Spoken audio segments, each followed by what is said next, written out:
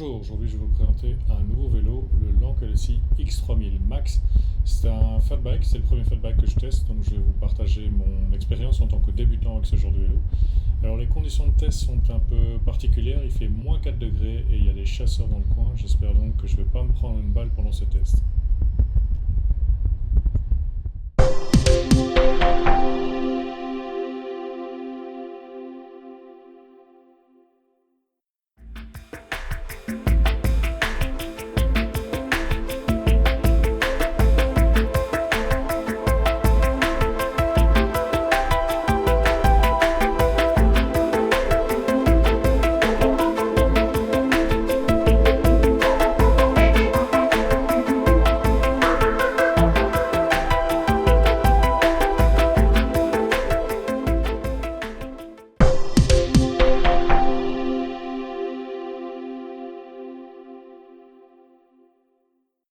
Le cadre de ce vélo fait un peu partie de son identité, je trouve. Souvent, ce genre de vélo a un cadre classique type triangulaire. Je vais remettre mes gants parce que j'ai froid. Voilà, donc un cadre triangulaire. Ici, je trouve que le cadre est assez réussi parce que le vélo est quand même assez massif et le fait d'avoir un cadre de ce type-là permet d'un peu d'alléger. Bon, ça crée un gros trou là où on trouve le moteur sur les motos par exemple, mais c'est pas trop grave. Ça permet aussi de placer la batterie de façon plus judicieuse. Donc le vélo est assez lourd à l'avant, à l'arrière avec les pneus et donc plutôt que de placer la batterie sur un axe à l'avant et d'avoir tout le poids à l'avant, la batterie est placée sur un axe presque horizontal ici, ce qui permet de mieux équilibrer la masse sur le vélo. Alors le vélo est pliable, mais c'est pas un vélo qu'on va emporter dans le métro ou dans les transports en commun. Il est quand même assez massif et même plié. C'est pas quelque chose qu'on va transporter facilement sous le bras. Alors le but de le rendre pliable, c'est probablement pour occuper moins d'espace dans votre garage ou ailleurs, peu importe. Plus un aspect pratique de rangement qu'un aspect de portabilité. Alors on peut ouvrir le vélo en mode pliable avec cette manette, donc il suffit de tirer ici sur le clapet et tirer l'autre clapet dans ce sens-là. Le vélo va s'ouvrir et permet d'aller chercher la batterie. Alors pour reprendre la batterie, il faut insérer une clé en bas qui permettra de déverrouiller la batterie et de la sortir de son logement. Une fois que vous la sortez, vous pouvez la charger évidemment n'importe où chez vous. C'est quand même pas super pratique, je dois avouer que la manipulation, le vélo est assez lourd, ouvrir, le plier, aller rechercher la batterie, c'est pas ce qu'il y a de plus pratique. Donc si vous avez la possibilité, vous pouvez aussi le charger avec un embout de l'autre côté. Donc il y a une petite encoche de l'autre côté du cadre qui permet de brancher directement le chargeur sur le cadre du vélo sans devoir passer par l'étape du pliage. Donc à partir de là, c'est un choix. Le cadre il est épais, hein, c'est pas quelque chose de spécialement élégant. On voit bien les grosses soudures ici, on sent que c'est du solide. Ce que je trouve pas mal dans le cadre aussi, c'est la gestion des câbles. Il y a vraiment beaucoup de câbles sur ce vélo, donc évidemment il y a deux moteurs déjà, donc il faut alimenter les deux moteurs, il y a les câbles pour les freins, les câbles pour l'éclairage, donc on se retrouve avec presque comme sur un PC, hein, il y a plein de câbles de tous les côtés, et je trouve que ces câbles sont très très bien gérés, donc ici on les voit un peu dépasser à l'arrière, ici ils passent sous le cadre de façon plus ou moins discrète, ils passent ici derrière le phare avec une espèce de chemise pour l'enrouler et éviter que les câbles ne partent dans tous les sens. Et donc la gestion du câble est globalement assez bien foutue.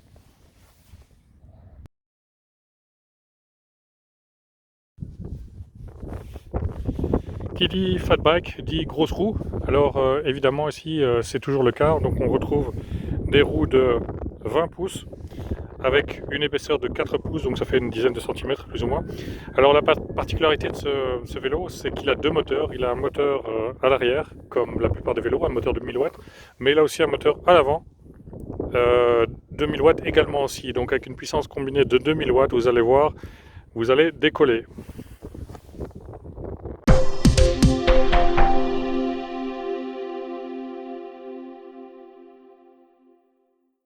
Alors on va commencer par le pédalier. Le pédalier, il est vraiment énorme. C'est un pédalier de 52 combiné avec un dérailleur Shimano Altus où on passe de 14 à 28 dents. La combinaison des 14 et 52, ça nous amène à un développement de presque 6 mètres, donc 6 mètres par tour de pédale à 60 tours minute. Donc c'est pas terrible en soi, mais en fait c'est pas vraiment un problème parce que ce vélo n'est pas conçu pour faire de la performance comme un cycliste sur route. C'est un vélo qui est là d'abord et avant tout pour vous aider à aller où vous voulez sans trop de difficultés. Donc cet aspect performance, il n'est pas là, mais ça peut être utile lorsque vous allez devoir donner des coups de pédale au-dessus de la vitesse de 25 km/h, parce que si vous bridez le vélo, vous n'aurez plus d'assistance. Par contre, le fait de pouvoir combiner un 52 à un 14 vous permettra de gagner quelques kilomètres-heure malgré tout en pédalant. Mais bon, le vélo est assez lourd, donc c'est pas non plus le but de faire ça comme ça, mais sachez que c'est possible.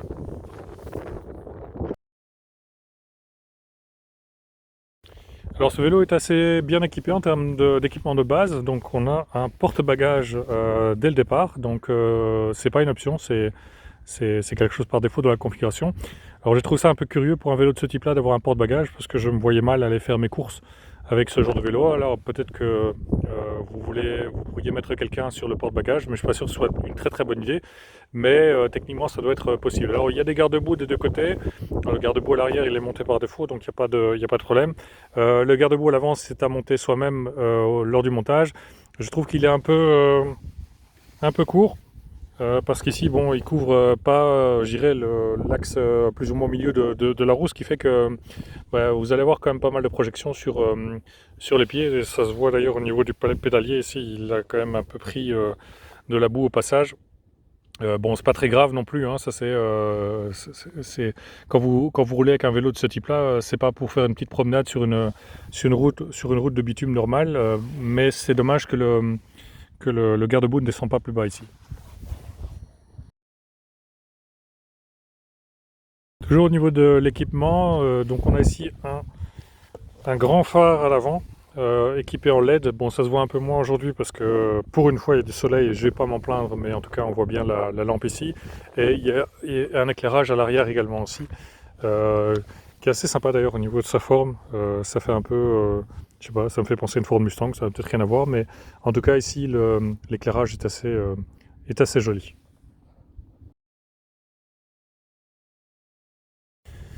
Alors, à l'avant comme à l'arrière, on retrouve des freins à disque hydrauliques.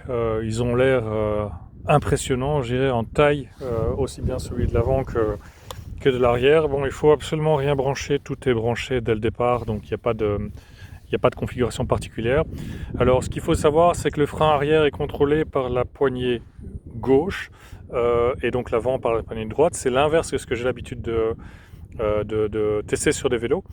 Ce que j'ai constaté à l'usage, et on le verra probablement sur l'une ou l'autre vidéo par la suite, le frein à l'arrière il est quand même pas excessivement fort. Donc si je freine uniquement sur l'arrière comme j'ai l'habitude de le faire sur d'autres vélos, ce freinage n'est pas suffisamment fort à mon goût. Par contre, la combinaison des deux, donc avant-arrière, quand on appuie très fort sur les deux freins, ça freine très très fort aussi. Donc il n'y a pas vraiment un danger, c'est une question d'habitude de connaître le vélo et de ne pas prendre de vieilles habitudes déjà en freinant uniquement sur la droite en pensant que ça freine à l'arrière. Donc en freinant uniquement sur la gauche, l'arrière, je trouve que c'est un peu trop faible, donc il faut vraiment freiner avec les deux pour obtenir un freinage très efficace. À l'avant, on a une suspension sous forme de fourche, hein, quelque chose assez traditionnel. Cette fourche est réglable en souplesse ou en rigidité si on préfère. Il suffit de tourner ici. Donc ici, je suis sur le mode souple. Donc on voit bien que quand j'appuie, la suspension se donne.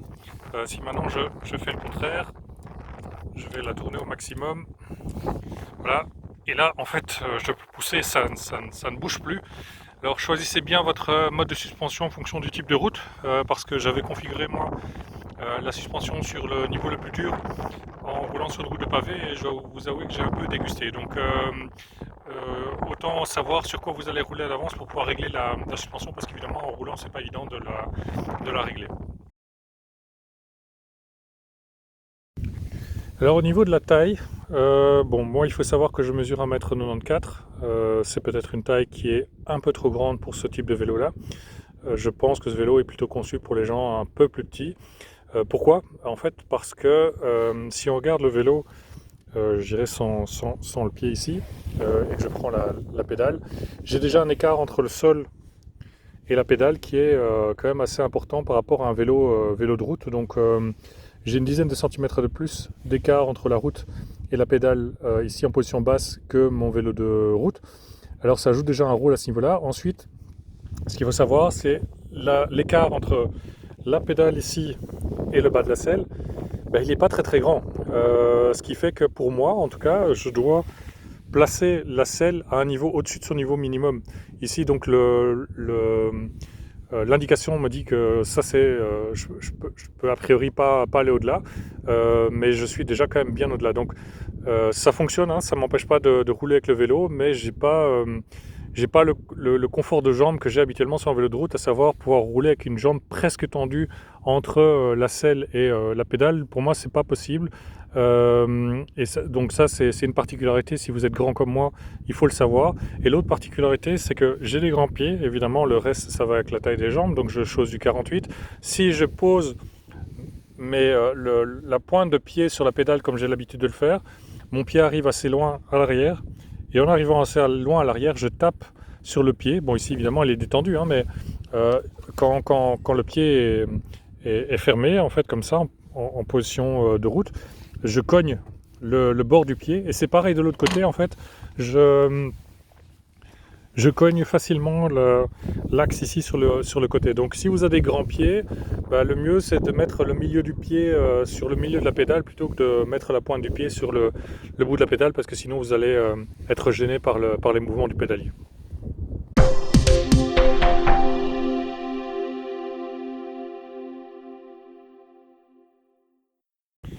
Le guidon, il est assez large, donc il fait 72 cm de largeur, donc bon, si vous devez passer une porte, vous allez devoir vous mettre vraiment vers le centre du vélo pour pouvoir passer en même temps que le vélo. Si vous êtes en appartement, par exemple, ça va quand même être compliqué de manœuvrer le vélo. Alors sur le guidon, on retrouve les poignées, évidemment. Donc ici sur la droite, on a la poignée, mais qui est accompagnée d'un accélérateur, comme une mobilette ou une moto. Cet accélérateur est très sensible. Donc si vous avez des grandes mains comme moi, donc vous voyez, c'est un peu limite. Et donc pendant qu'on roule, parfois les mains bougent. J'ai eu tendance quand même à appuyer sur l'accélérateur sans m'en rendre compte au départ.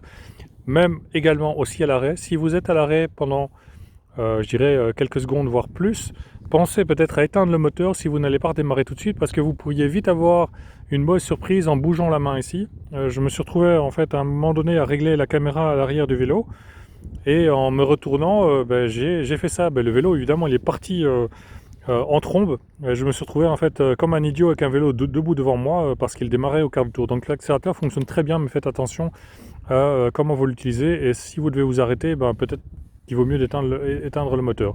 Alors comme je disais dans la partie sur les freins, le frein ici c'est pour contrôler la partie avant, le frein avant, il est très puissant à l'avant, moins à l'arrière.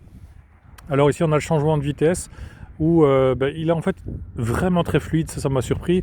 Je peux passer les vitesses presque sans m'en rendre compte, j'ai pas le grincement habituel du changement de vitesse, il est vraiment très très fluide, on peut passer de l'un à l'autre assez rapidement. Et alors ici il y a le petit bouton qui permet d'aller dans l'autre sens. Il y a juste ici par exemple pour les changements de vitesse, pour arriver à la dernière vitesse, il faut vraiment les pousser le pouce plus loin. Bon, j'ai des grandes mains malgré tout, mais ça demandait un effort. Bon, maintenant moi je reste principalement dans la vitesse la plus dure, parce que ce vélo est tellement facile de toute façon que c'était pas nécessaire de descendre dans d'autres niveaux de vitesse. Maintenant, si vous habitez quelque part où il y a des montées quand même très très fortes, peut-être que vous allez devoir descendre, mais si vous vivez dans un endroit qui est assez plat comme ici, bon, a priori vous pouvez laisser en niveau 7, ça posera absolument aucun problème. Alors de l'autre côté, on a une poignée où il n'y a pas d'accélérateur évidemment, avec un pavé de contrôle. Alors le pavé de contrôle permet d'allumer le vélo, permet de changer le niveau d'assistance, d'allumer les phares et de rentrer dans le menu de la configuration. Je reviendrai un peu plus là-dessus plus tard. Et ici en dessous, il y a le klaxon qui est très dissuasif, parce que si quelqu'un est devant vous et que vous mettez ce genre de klaxon-là, je peux vous assurer qu'il va vite bouger. C'est un klaxon assez désagréable pour tout le monde. Donc, mais c'est le but d'un klaxon, donc c'est une très bonne chose.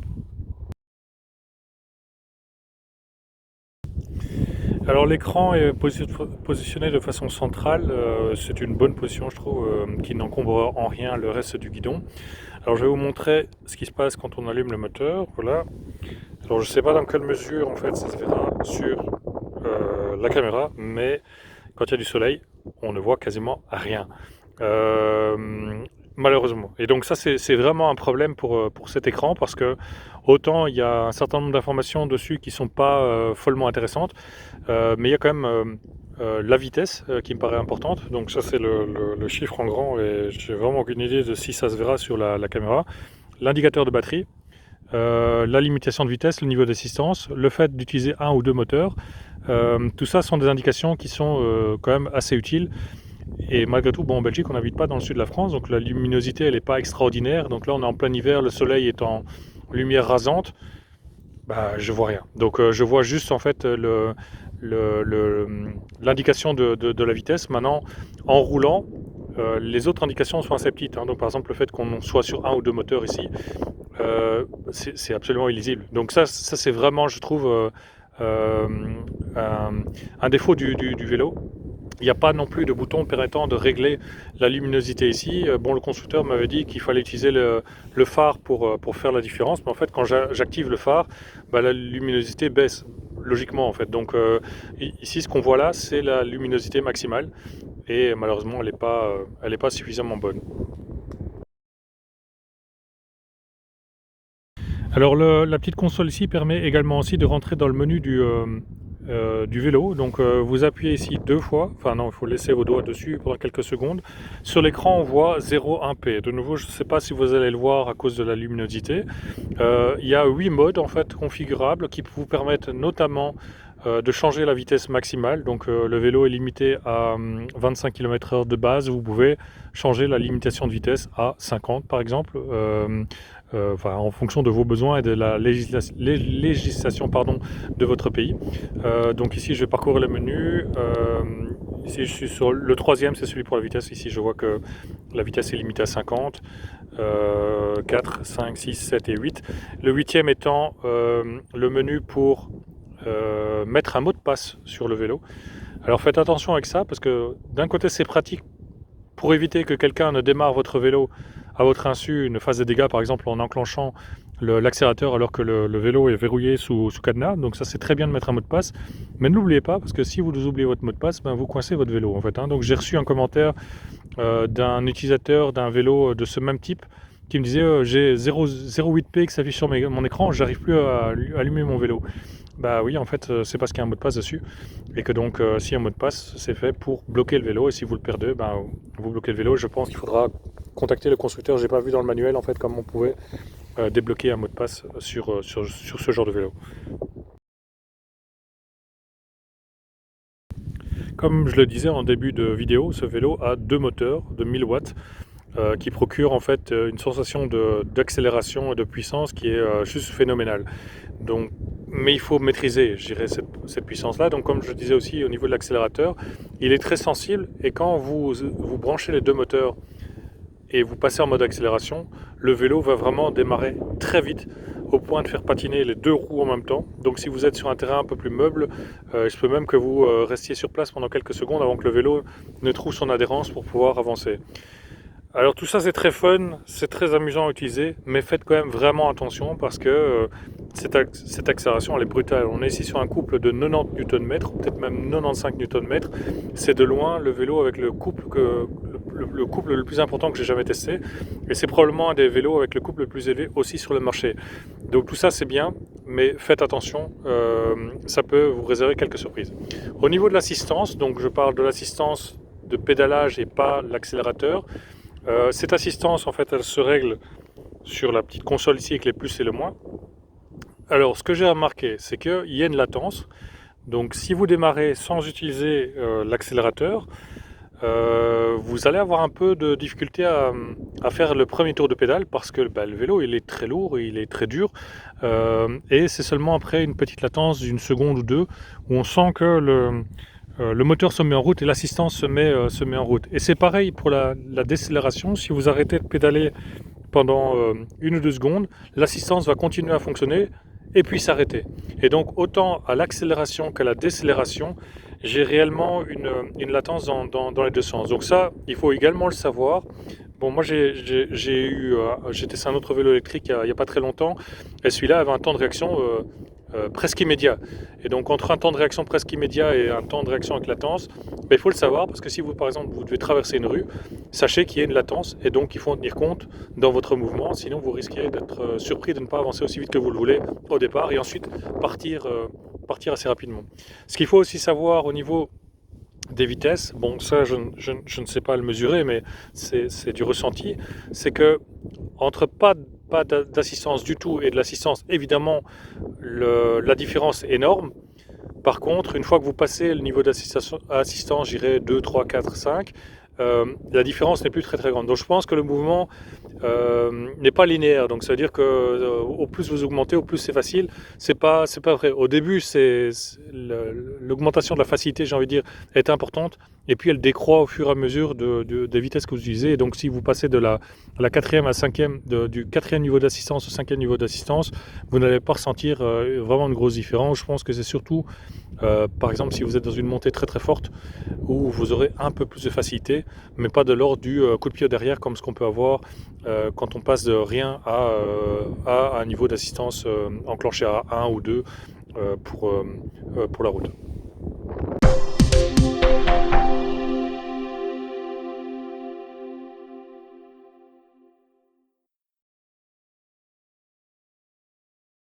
Alors au niveau manœuvrabilité, le guidon il est un peu, je vais pas dire mou, mais en tout cas pas très manœuvrable. Le rayon de braquage il est assez large, donc ici si je dois passer la route, je dois m'y prendre en deux coups pour pouvoir faire demi-tour, parce qu'en un coup le rayon de braquage est vraiment trop faible pour y arriver.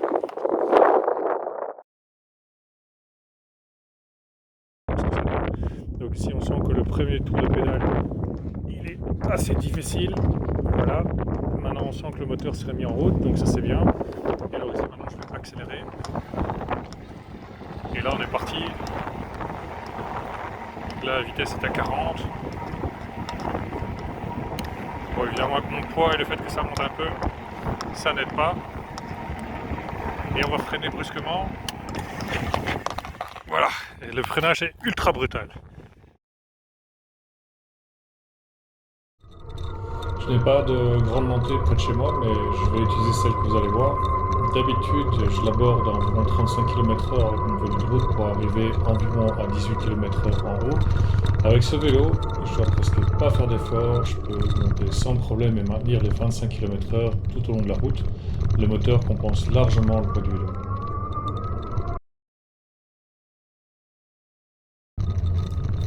La suspension avant est réglable et permet d'absorber les chocs de la route, sauf que j'avais réglé la suspension sur la rigidité maximale et pour ce parcours de pavé, si j'avais eu un dentier, je pense qu'il se serait échappé tellement ça secouait. Alors j'ai refait le trajet avec un réglage plus mou et là par contre c'était nettement plus confortable.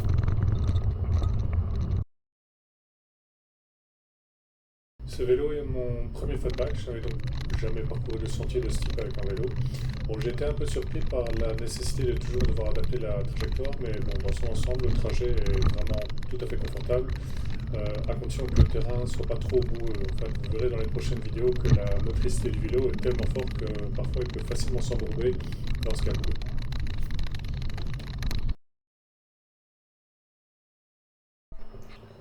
Je démarre ici le vélo avec les deux moteurs dans une montée boueuse et ça patine quand même assez fort. Je dois même parfois poser le pied par terre pour repartir.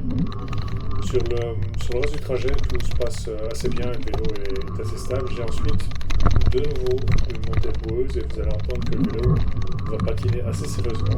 Bon, j'aurais évidemment pu prendre plus d'élan, mais le chemin est aussi utilisé par les promeneurs, donc j'avais pas très envie d'en percuter.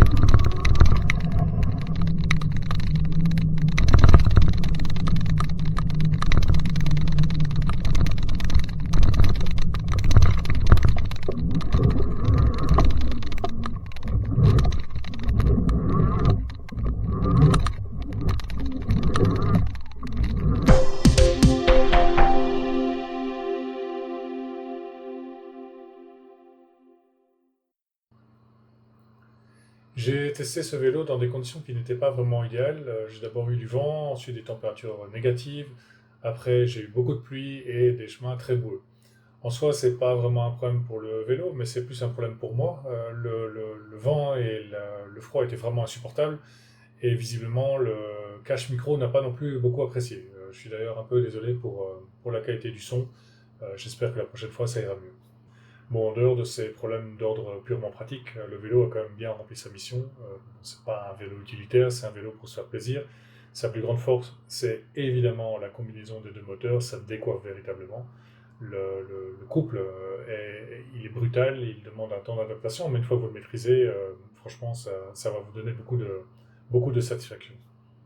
Ce vélo est lourd, il est encombrant, mais ça ne se sent vraiment pas du tout à l'utilisation, sauf évidemment si vous coupez le moteur ou si vous tombez à court de batterie.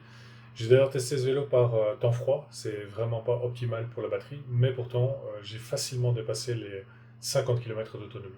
Si la vitesse est un critère important pour vous, vous allez être servi parce qu'avec ce vélo, vous pouvez monter facilement au-delà des 40 km/h et le freinage est puissant, ce qui va vous permettre de vous arrêter rapidement, mais puissant à condition d'utiliser les deux freins en même temps parce que le frein arrière est vraiment trop faible pour arrêter le vélo à lui tout seul.